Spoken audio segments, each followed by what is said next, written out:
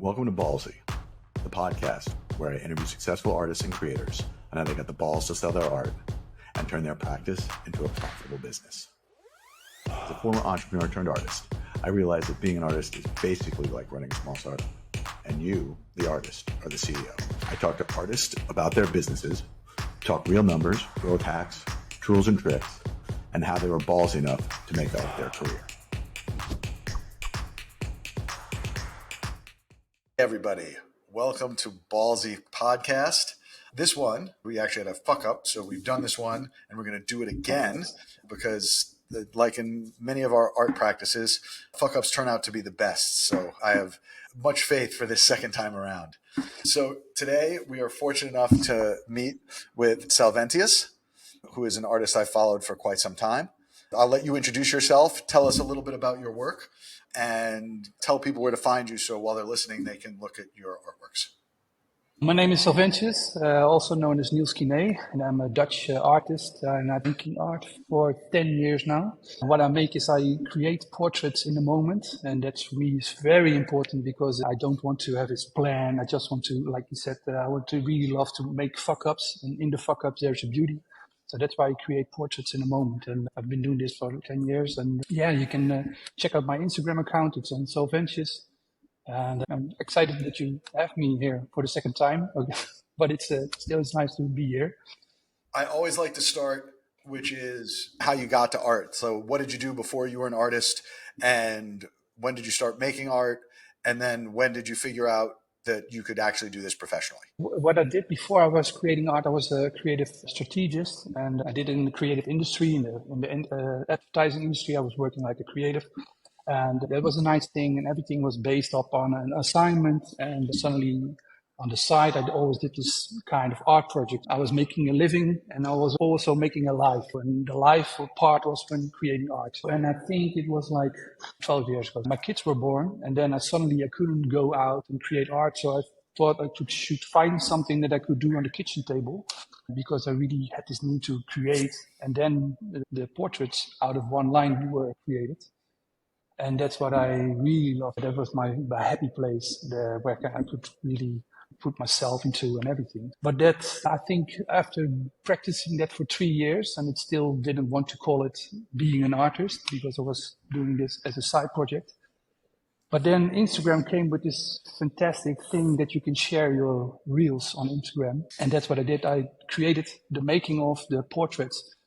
And for me, that was also very important because then people could see that it was really created in the moment. I just started my line in the left corner and I didn't finish until it was done. And everybody could see how it was evolving and how I did the fuck ups and how I acted on it and how it turned out to be a beautiful portrait or a nice portrait. And all of that took off. And that was, I think overnight I gained 10,000 followers. And then I got into this realm of unreality that you think, okay, what the fuck is happening here? Because suddenly it's exploding and it kept continuing. So then I decided, okay, maybe I should take this more seriously than just be doing this as a side project. And it also brought me a lot of joy. So it's not just the followers, but it was more like, okay, it brought me joy. And now I could also transform it into joy for somebody else. So that was what I really liked. And unfortunately, my nephew died. So just get into the story. But my nephew died and I think he was 47 suddenly. And that, yeah, it's a cliche, but that's something ignited inside my mind. And I said, okay, if you want to do this, you should do it right now because life is too short to do things as a side project. You should go all in, and that's what I did. I went all in, and the thing is what I really am proud of is that even though I went all in, and even though it became my profession, I still kept the basics of creating in the moment and not wanting to create what people want, but just wanted to create what happens in that time window. So that's what I really liked. And then I think it was exactly that year I started selling my work, and that was very nice because then I could also buy new materials, and I had this vast amount of ideas that I wanted to explore because we're now talking, I think it's 7 years ago, and I really want to do something in VR. So I started to save some money from making portraits to buy my first VR headset. And it then costed so much money. And then I thought, okay, this is the thing that I like to do. So I kept on continuing doing what I loved the most, having sell my work on the side. And then with that money, I could buy new material and make it experiment and then jump into this day to day. And I'm still doing it. And I'm very blessed. I'm very happy that I could do this. And I'm still not done yet. So it's, so we can do this talk again in 10 years. Let's promise. Yeah, for sure.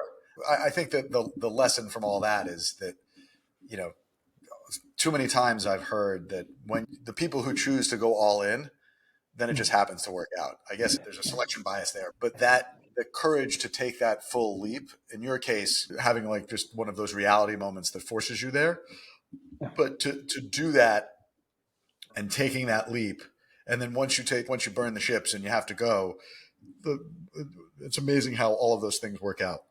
No, but especially for the way I create my work, because that leap that you're talking about and the courage is that's happening in every drawing that I do.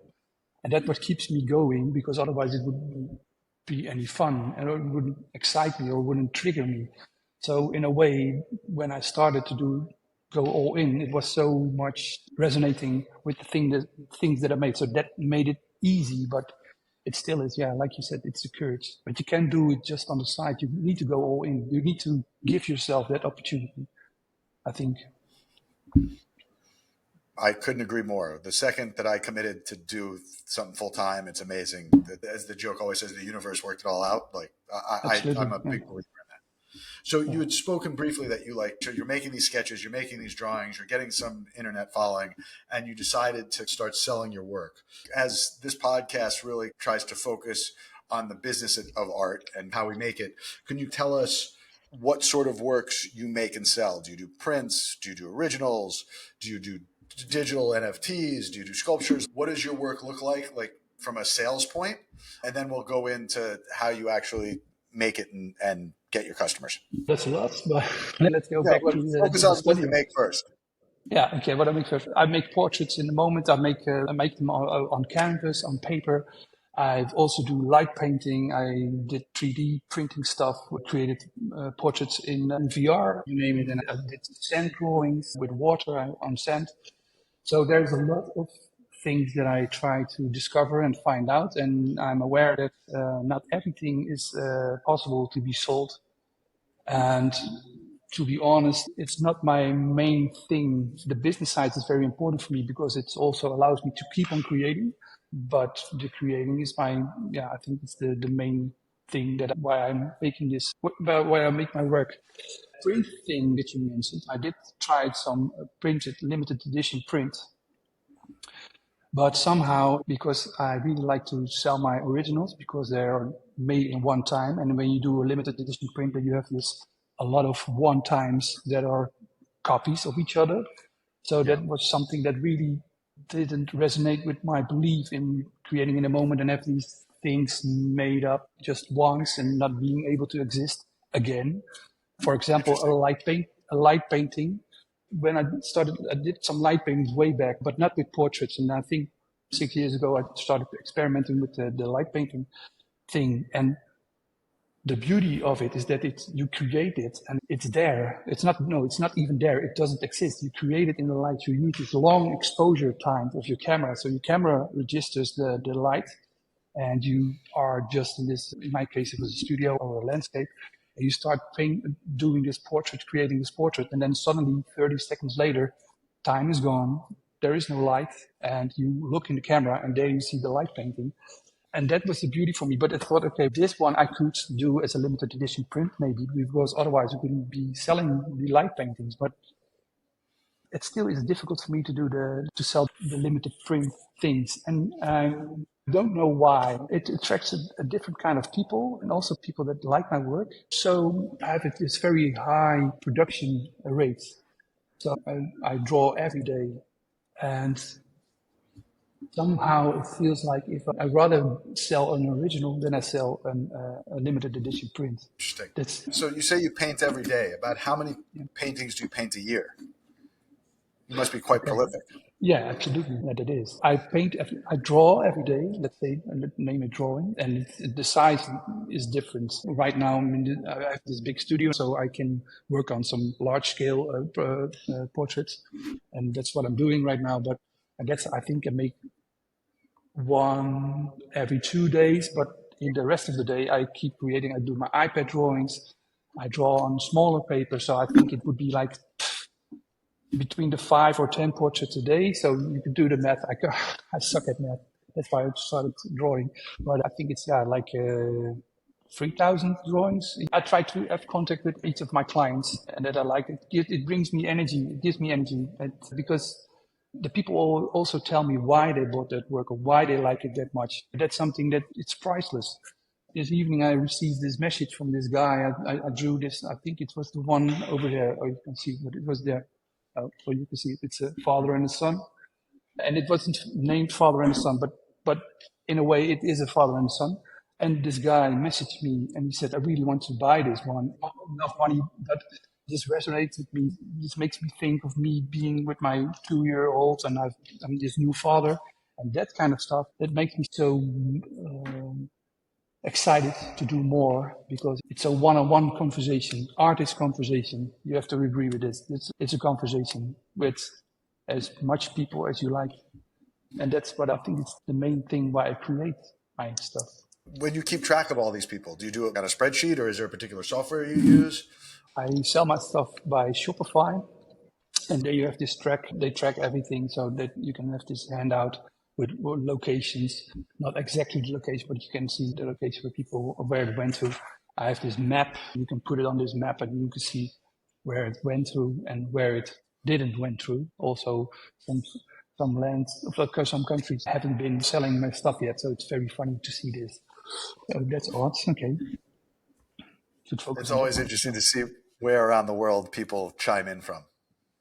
Yeah, I can't tell that it's also making me proud. It's like the legacy part where you create art. And if you see this, that's cool. For me, it's like I'm traveling the world because the stuff that I make is so much attached to me or so much me that you can see on the drawing. So yeah, it's cool. I like it. Now, where do most of your sales come from? Is they come direct? Are you represented by galleries? Is it all online via Instagram and social? Where does most of your market come from, or do you even know? Most of the sales come from my Instagram followers that got directed to my Shopify channel. And that's the selling of the portraits I do. And the other thing that I do is a collaboration with brands and everything. I have somebody who represents my work in China. Sometimes people just contact me one-on-one.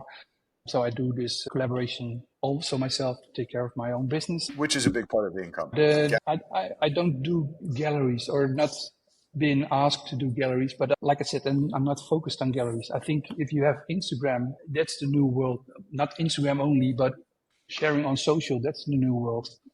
You get this more one-on-one. For me, it gives a feeling that real people looking at your work and connecting with your work. So I haven't been thinking about doing galleries, and I didn't feel the need, but who knows? And the other end is then the collaboration. Yeah, you don't have to give up 50%. Yeah, that's a good thing that now I know everybody needs to make a buck. I totally understand and everything. But I just need to get more loose for my work, and then I can allow it to be sold for 50% of the thing that I think it's worth. Maybe that's the thing. And I'm still alive. I'm still doing my stuff. I'm still doing what I do best or do enjoy. And yeah, galleries, okay. Maybe later, maybe not. So you had mentioned collaborations. Could you describe some of those collaborations, what they look like and how they usually work? And do you find them or do they find you? All collaborations I did, they found me, except there was one. There was this car that was driven by sunlight.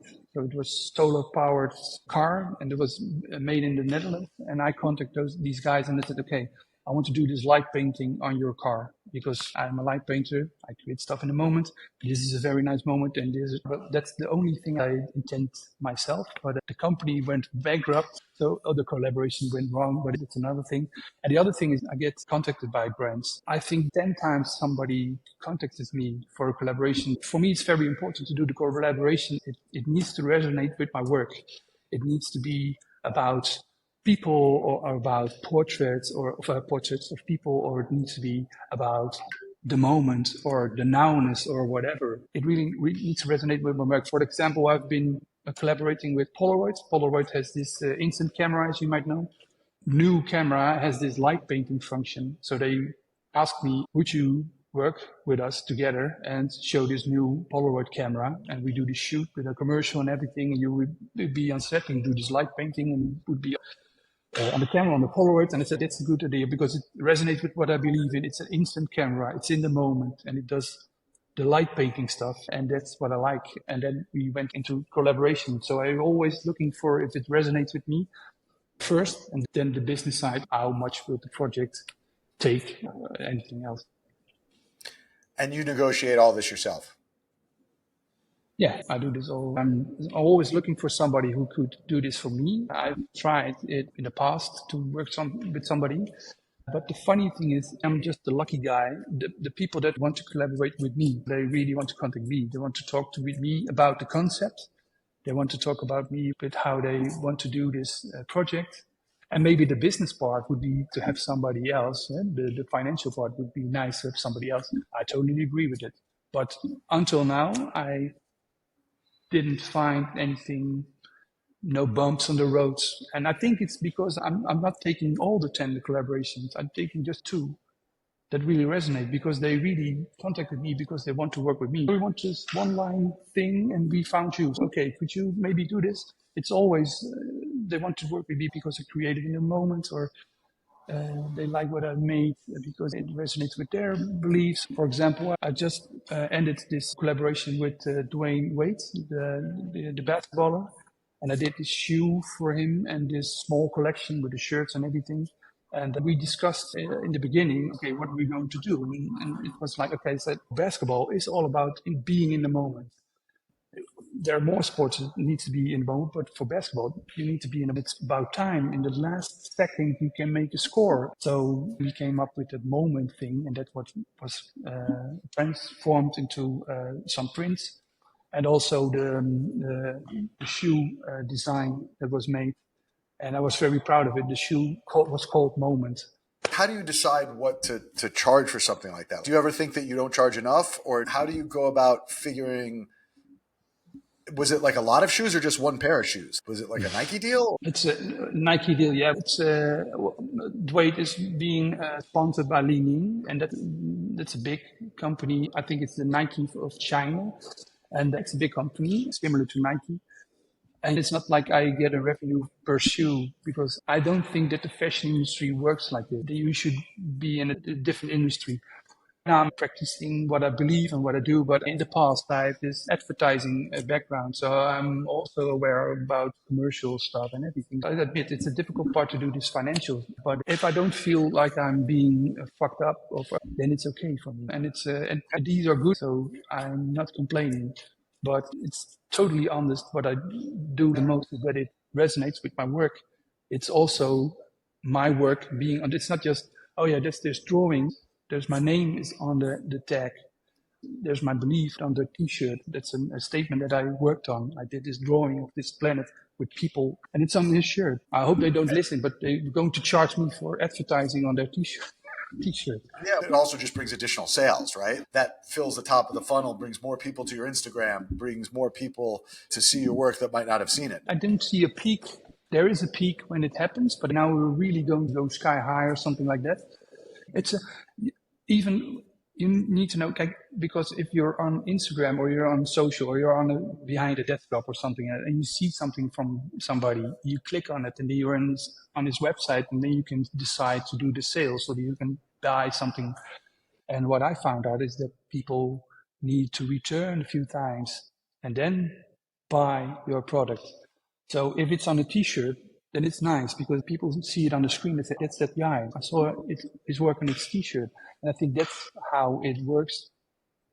Maybe I should ask how the sales went with the t-shirt. So then I know it's something that is popular or something that has been working out well. Yeah, and once again, I'm a big believer. The more times you're associated with, especially if you're selective, the more brands you're associated with, the better it does for your brand. Yeah. Yeah, absolutely. And like I said, when I do this stuff and if people believe in you, like brands believe in you and they really want to work with you because they think that your vision matches theirs, this is something that really makes my adrenaline rush. I can't admit, I can't lie about it, I think. It's cool. I've been fortunate enough to get a couple this year, and it's very exciting. So Yeah, I absolutely. understand that electricity that you get. Think so much of your work that they're willing to partner with their brand. Interesting. Absolutely. It's real because you dreamed about it and you create it, then it's real. But if a brand finds it good enough, I remember the first time when we talked, you just did the small ones and now you get this large. The first time for me, when it skyrocketed, then it launched like it's 10,000 followers in one night and the next night again and again. But how was this for you? And how did you experience this moment? Because I remember I was going crazy because I thought, okay, what's going to happen? What's going to happen next? Yeah, I've told the story recently. I thought I knew about social media. Like I Mm-hmm. thought I was like, oh yeah, I get it. Oh, people get to see Yeah, your thing. And until yeah, I had one big viral hit that I didn't appreciate the raw power of what it could really do. I'd gotten one that was like a little sculpture that I made, and the video got, I think, like 1 million or 1.5 million views. And at the mm-hmm. time, that was probably more views than every other view I've had combined for years, Totally. right? Yeah, yeah, yeah. And then I started going like bigger and started doing this bigger balloon stuff. And I had two videos, and they both popped at the same time on both platforms. I did TikTok Yeah. and Instagram. Mm. And I think that the videos on Instagram did 40 million views, on TikTok did 50 million views. And there was one day where I had 10 million views, right? The video was like 16 seconds long or 20 seconds. Mm. And if you add up the amount of view time, it's 36 years of viewing time. Like just the raw attention. And Yeah. what came from that was every other video that I made all of a sudden had a lot, and so many more people started to see me. I went from a year ago, I was at 11,000 followers. I'm now at almost 250,000. And that's in 1 year, right? Mm. All organic. And let me tell you, I have a couple big brand deals right now that we were talking about, and every one of them is from social media. Every one. Yeah, absolutely. Yeah. And as you said, what it really means is as artists, where we used to be like shackled by the gallery, and that's why I do this podcast, right? I think many artists appreciate it, know it, but we're a business, right? You're a business. I'm a business. Some have employees, some don't, some scale, some don't. You can own your customer. You don't use galleries, and you still have a pretty successful franchise. So, like you're working with Dwayne Wade. He found you, Mm. right? That's unbelievable. And that's what social does. Talent bubbles to the top. What art that affects people bubbles to the top. And so you're able to create these relationships in these moments that just, as an artist, you really couldn't 10 years ago, Yeah. 15 years ago. No, absolutely. Yeah, I totally agree. And you can have this conversation with your clients or with the people that you follow or follow you. And it's so beautiful, especially worldwide. So you get this Yeah. like this overview of what people like or what people think or what people believe. And then you suddenly know that this world isn't just a lot of difference. What I like about your story is that you said two platforms, Instagram and TikTok, and they went sky high, the views. And that's a funny thing because everybody's talking about algorithm and how people do this, but these are two different platforms. There's also something behind it, but you can see if it's just two platforms when it goes sky high, then you know, okay, this is good stuff. Yeah, it's funny. This needs to be seen about. And one of the questions I was going to ask you, and I'm sure the answer is probably no, is do you use PR or publicity? Like in this age, most of us don't have to, but is that Yeah. something you actually use, or do you ever get like press and stories, or do you care about that, or it just doesn't make a difference? Well, I do some interviews, but that's what people ask me to interview or do podcast, or that's what I do. But I don't have this PR strategy or something. When you ask a question, I was thinking, okay, why Right. would we need this? Because it's social media. Let's see what else comes up. So I've gotten to the point where how much of your time do you actually spend making art versus all the business parts of making art, like the shipping, the sales, the conversations, the emails, the social, the like what's the split? That's also not, it's like fluid. It's fun. Sometimes I have days, I create every day. I think I'm creating average 3 hours a day Okay. making art, and maybe 2, 3, 4 hours a day doing the business side with the shipping, but mainly when do collaborations, the meetings and everything. And sometimes it's different. Sometimes it's 8 hours doing business for a week, but that makes me really unhappy because I found out that you see in sales on my website. If I don't make new work, then you see sales going down. But it's more you don't have new videos to post or don't have new stuff to share with people, and then you see the views going down or the attention is going down, and then your sales is going down. So, and then my mood is going down. But it's mainly because I really like to work. I really like to create. I'm not done yet and I want to experiment. I've got so much else that I want to do. When business takes a lot of time, then it really gets me Edgy. edgy. Do you Yeah. film? Yeah. Do you film all your own content? So you're your own social media manager.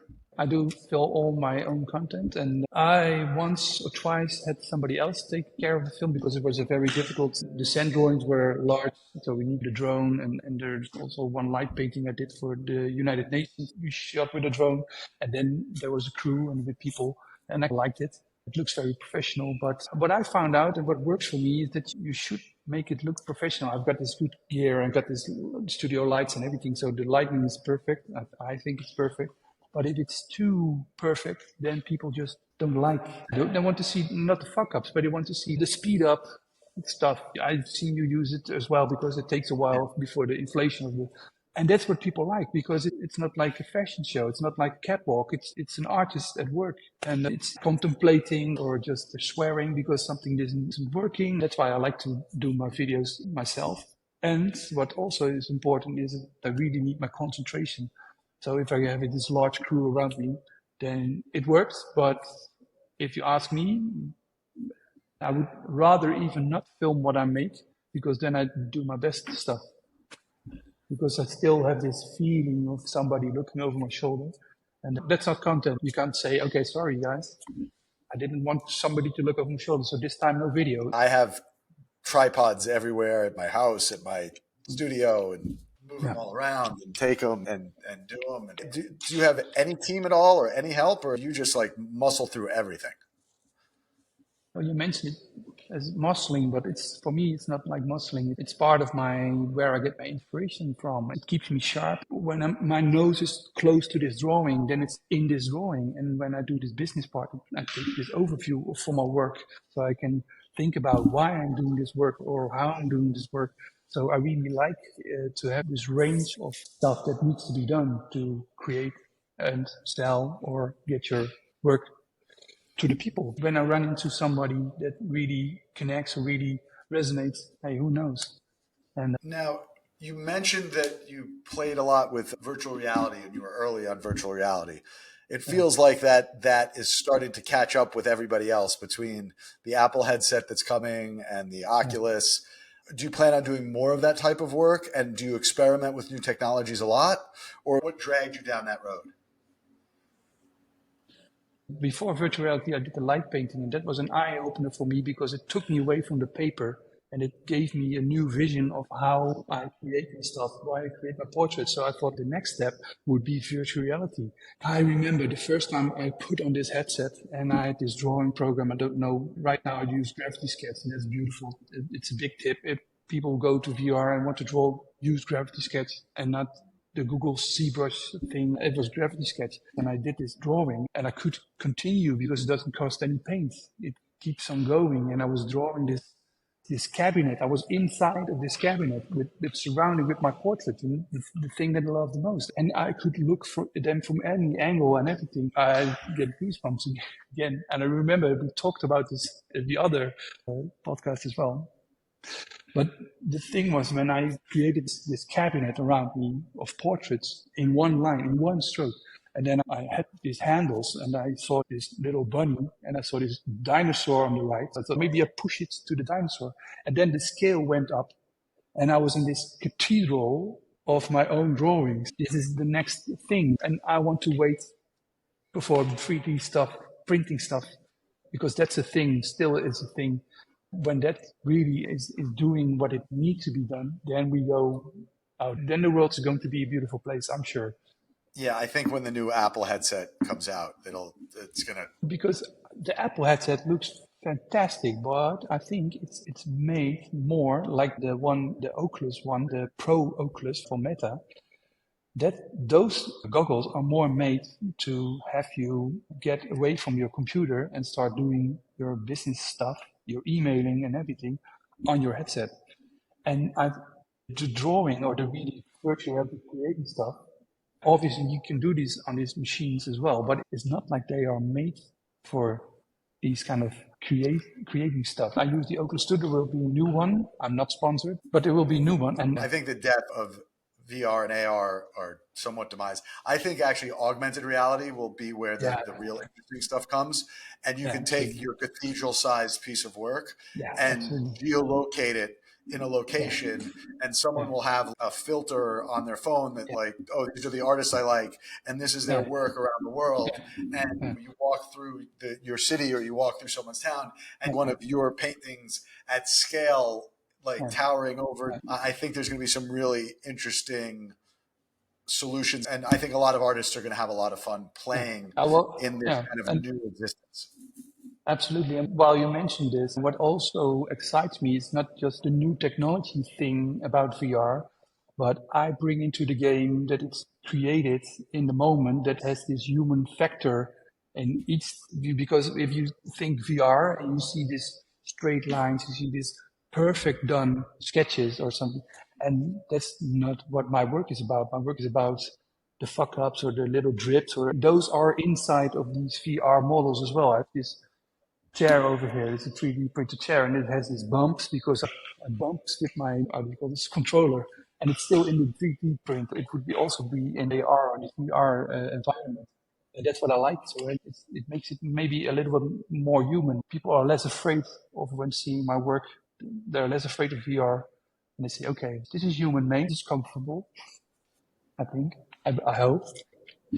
I think that the next phase of kind of interesting creation is coming. All of these tools are going to open up just a level of creation that the world has never seen. So, question for you. As we start coming towards the end of the podcast, I think you remember last time, I like to have some conclusion and reflections on one's kind of life and career. And so one of the things that I'm always interested in from people, because I like to learn from other people's wins and losses, so I don't have to work as hard. What do you think your biggest mistake in your career was? And what did you learn for it? And then the opposite of that, what was your biggest success? My biggest mistake was when it was with a collaboration, and I really needed some guidance for this collaboration. So I asked a few people if they could represent me or they could help me out or something like that. They weren't in the art world. So it was very difficult to explain to them, okay, look, the world is crazy.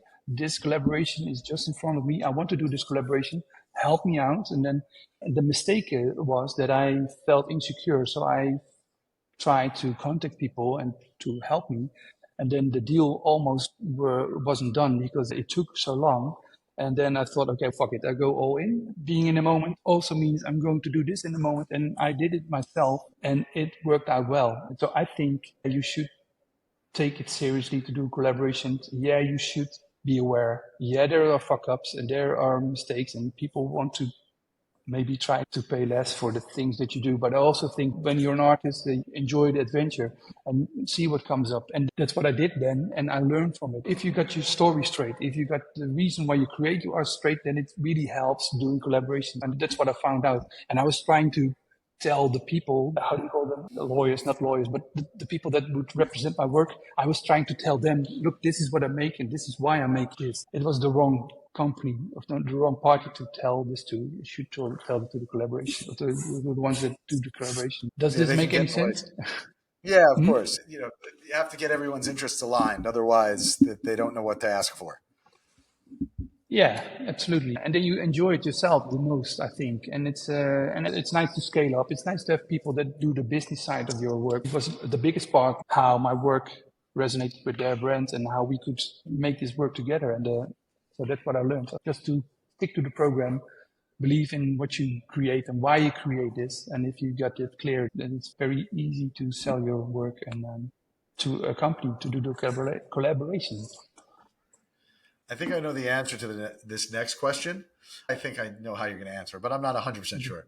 Okay. How do you define success as an artist? If the work that I create, if it's me and it's a small success, but then the guy that I mentioned that sent me this message, that he took the time to send me this message about the work, remembering him of his son and being a newborn father or new father. That's for me is success, and that inspires me. The thing with this guy said is maybe a small one, but I get a lot of examples, really personal stuff with people. For example, I can't mention everything because it's hard, but originally a friend of mine was in the email, called me and said, we want to custom work and could you make this? And in the moment I thought I shouldn't be making this. They should be making this. So his family, they got together into my studio. They make this beautiful stain with paint and they took away the paper and I drew their portraits inside of it, and we should stop because it was very personal. But I thought, okay, if this is it, if after this nothing works anymore, but I'm done because it's so fucking beautiful that you can do this and make people connect or connect with people or make people happy. So yeah, that's a success, I think. And I'm aware that doesn't pay the bills, but it makes me go on and go on. I think that in the end, that's the thing. You need to go on. Yeah, too often we get stuck with success being monetary or some sort of career, but success as connection is probably just as important, if not more important. And that's the answer. Like your purpose and reason for doing it is more than the finances seems like a bonus for you. You put it right. And I enjoy the bonus, but it's not why you do it. If there was one thing that you knew when you first started that you wish you did different or knew that, I would tell myself then, you should take good pictures of everything that you make and that leaves your studio because it's gone. Especially in the beginning when things went crazy, I sold every day. I've made a picture with my cell phone. I made a picture and then it went gone. But God, I wish I could take those stuff back and then because they were beautiful. But I really like beautiful work and it's gone. And I know the people that own it, but it's nice to have this documented or film it or something like that. So everybody listen to that because I think the same thing. There's so many things that I wish I took better pictures of or documented. Yeah. There's so much of the history that vanishes, the experiments, the stuff you didn't think was any good but brought something else out. So that's fantastic. You learn from yourself. Just this night I was looking at my computer and I found this mask that I made and somebody made a picture and I found it. I thought, fuck, I forgot about it. You should document it. You should do this in some sort of structure or something. Maybe I should take somebody who can do this for me. I have a friend who takes a picture of literally every moment of his life and he can search for everything. It's quite incredible. Discipline, but it's quite incredible. Last but not least, what advice would you give to other artists, like young up-and-coming artists who are just starting to grind? What would your best tool or tip or suggestion be to someone who's just getting started? Start creating every day. Post it every day, no matter what. If it's a fuck up, if it's not good, if it doesn't resonate with you, but you will find out then suddenly you will see what your style is and what your thing is and what you believe is. And then you get feedback from people, you learn from people. And if you're open, and then eventually you'll find out you can sell your stuff, you can buy new stuff. And it's a learning curve. It doesn't need to be perfect when you post it online. I'm still learning. I still make fuck ups. I still have stuff that I think, no, it's not my best one, but hey, yeah. And that keeps it honest and it keeps it also nice to yourself. Have you cooked up over what should I post or what should I make, but just make every day, make something and then post it. Fantastic advice. I could not agree with you more. Release early, release often, Yeah. be uncomfortable. If you're waiting for it to be perfect, you've waited Yeah. way, way too long. Yeah. And you learn so much. Being uncomfortable is a good thing that you mentioned it, because that's what I learned. I posted online stuff and I thought, okay, this is not me. This is not what I like. This is not my best one. You often get people talking about that work and you think, hey, that's cool. It is me. You learn so much. It's one big learning stuff. One thing. Go. I have this quote. For me, it's not learning by doing, but it's earning by doing. And I think that's the thing. It's learning and it's earning, but that's what also makes me tick. You can have an income from the stuff that you're still learning from, and that's beauty. By the way, learning on somebody else's dime, there's nothing better in the whole world. Yeah, I'll always take projects that make you feel uncomfortable. yeah, You're like, absolutely. Yeah, I don't know if I, because when you get pressured to do something, it's amazing what you can finish. absolutely, absolutely. Yeah, accept the fuck ups. It's also And we will start, we will finish as we started. That yeah, fuck ups are absolutely great. I absolutely. would think that this interview is actually better than the first one. Once again, Yeah. sometimes fuck ups Thank you. happen for a reason. Absolutely. And yeah, It definitely. Salventius, it was an absolute pleasure to talk to you again. And just remind people, what are your social channels and your website so they can find your work and maybe even buy some? My website is www.salventius.com, and my socials, I'm on Instagram, on Facebook, and on TikTok, and they are also with the handle at Salventius, so you can find me there. Also on Threads at Salventius. In Europe, we are not allowed to use Threads, but I did this detour, it was broken, but you can still follow me. And when everything opens up, I can meet people there because I really like Threads. So it's Oh, and okay. I've yet to experiment with it. I answer every question that people send. If somebody takes the time to ask me a question, I take the time to answer. It's my duty. Careful what you wish for. Absolutely, yeah. Anyhow, thank you very much. This was an amazing conversation. Everybody go check out his work. And thank you very much. Bye bye.